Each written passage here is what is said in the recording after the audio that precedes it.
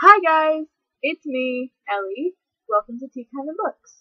As you can see, we have a different background today because I am filming on my laptop and not my iPod. So, different. I know, it's different. It's different. But today I'm doing a challenge tag game thing that I came up with.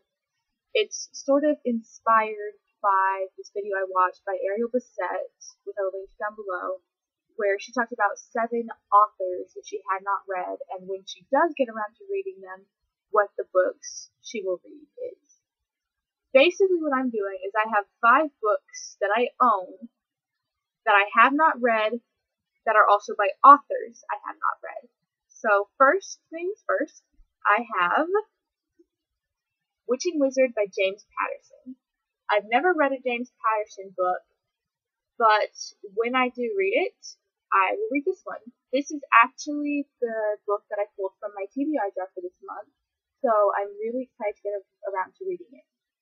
My friend actually read this book, and she continued on with the series. She said she liked it, so, good enough for me. If my friend likes it, it must be pretty good. Plus, it's by James Patterson, and James Patterson is a very famous author that everyone knows. I have never read a James Patterson book. I think because everyone says his books are so good, I tend to avoid and shy away from books that are so renowned by everyone because I have high expectations for them and I don't want to be disappointed. I shied away from Harry Potter, from The Mortal Instruments, from The Fault in Our Stars, and I didn't read them for a long time. And then when I finally did, those 3 series / standalone books by John Green are some of my favorite books. So when I read Witch and Wizard, I think I'm really gonna like it. I mean, it's got, in my opinion, a very beautiful cover. You can see the girl and her brother here and here up in the W. So that's kind of cool.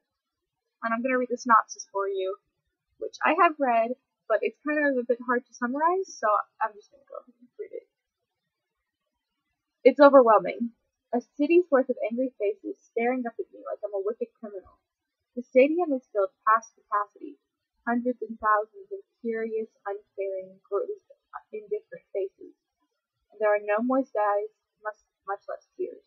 No words of protest, no stomping feet, no fists raised in solidarity. In fact, as the countdown ticker flashes on the elegant giant screens, it's looking to see my family's last day. I see my brother, Whit, wondering if there's some last-minute way out of this. I see my mother crying quietly for Whit and me. I see my father, stooped with resignation, but smiling at me and my brother, trying to remind us there's no point in being in a planet miserable in our last moments on this planet. Sorry, there's no point in being miserable in our last moments on this planet. But I'm getting ahead of myself. There's a lot to cover before we get back to the details of our public execution. So let's go back a bit. That's the synopsis of it. Like I said, I didn't know how to summarize that. But as from what I can tell, this book is from the point of view of Whit, the boy, his sister over here, who we do not know the name of, at least not from reading the synopsis. But this book is actually the book that I pulled from my TBR jar for this month. So I will be reading it this month, and you can expect a review on it. And I am really looking forward to it, because, like I said, never read James Patterson, and it seems to be a good book. Okay, the next book that I have not read by an author I have not read is Cinder. This is by Marissa Mayer. Is her name pronounced Mayer or Meyer? I think it's Mayer. But it's Cinder by Marissa Mayer, and I got this book from my mother, who used to work school book fairs, so she got books for free. Pretty awesome, I know. But we got this book, and I do know a bit of what the Lunar Chronicles are about.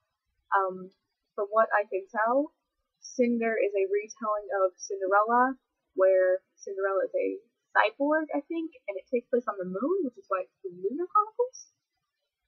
That's what I gather, But I have Cinder, Scarlet, and Crest, so I do need to read them. And I absolutely love the cover for Cinder. It's beautiful in my opinion. Gorgeous. But, like I said, I'm looking forward to this too. I'm gonna read it sometime soon.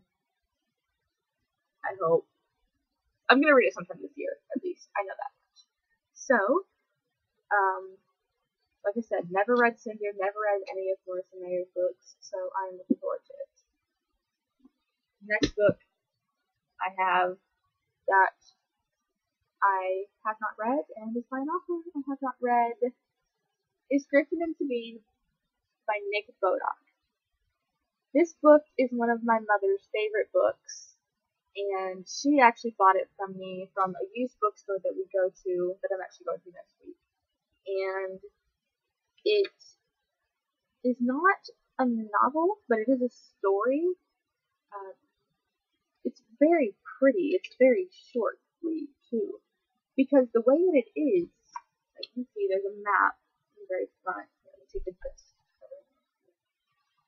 The way it is it's a story being told through postcards and letters. Like, you can pull out the letter and read it, and basically you just go through the book reading the postcards and pulling out the letters, and it's so pretty, and I need to read through it, but I haven't. So this is something I'm also looking forward to reading, and since it's so short, I'm hoping to read it sometime soon. I think I might read it sometime this month or next month. Just whenever I get around to it, I guess. Alright, the fourth book in this 5-book part is Confessions of a Middle Child by Julep O'Toole. This is either a children's or a middle grade book. I'm not entirely sure, but it's about the classic middle child syndrome. You feel ignored, you don't feel like you're as good as your older sister or sibling, or as good as your younger sibling, because you're the middle child. You don't have as many privileges as the oldest, and you're not babied like the youngest, so you're kind of there. This book I've had for years. I am a middle child, that's why I have it. I have an older sister, an older brother, and a younger sister. My older brother is adopted. He was adopted 2 years ago. And my older sister is my half-sister, but she's lived with me my whole life, so she's my sister. And she's my older sister who has a YouTube channel, actually, so I'll link to her videos below. She does hula hooping videos. She's really good. And, well, her and my older brother are the same age, but my older brother, since they're the same age, they're both just the oldest. My older sister is a few months younger, so, but even still, we don't consider her a middle child. She is still one of the oldest, because my older brother actually lives with my grandmother. It's a pretty good story. But I am the middle child in my family, and I read through a bit of this years ago. A lot of it has to do with the main character, Julep. Oh, it's not by Julep O'Toole. It's by Judy Truitt. Julep is the middle child. I'm sorry, I got that wrong. But a lot of it is like diary entries from Julep. And when I was younger, I sat down and I read only diary entries. So I know a little bit about it. I didn't read the actual book, I just read the diary entries, so I was a weird child.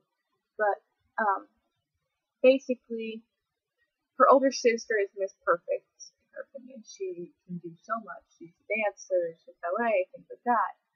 And then her younger brother has tons of allergies. So when they move to a new house or something, no, they don't move to a new house, but Julep and her little brother have to switch rooms in part of the book, and it's very sad. Basically, the last sentence on the synopsis is, "Will Julep get her chance to shine, or is she doomed to be the invisible girl forever?" So I'm looking forward to reading this. I know it's not a YA book. It's a children's or a middle grade book. I'm not entirely sure which, but I am actually excited to read this. I've had it on my shelf for years and years, so I may as well read it on my shelf. So it's very, very tiny. It's an elementary school book, I believe. So it's got, let's see here. This book has 165 pages in it. I can read that in a day. In fact, I think I might read this in a day soon. So you can possibly look forward to that. Okay, so the last book I have by an author I have not read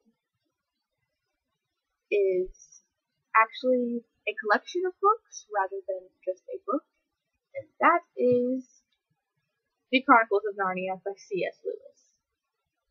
I have the gigantic edition of all of the Chronicles of Narnia, and I thought this is all 1, 2, 3, 4, 5, 6, 7. This is all 7 books in the Chronicles of Narnia. And I have watched the movies, and I loved them. So I wanted the books. So I went to my bookstore. It was a used book, so it was only about 12 or 13 bucks. This was $12 or $13 because I got it used, and it's so pretty. I love the collection.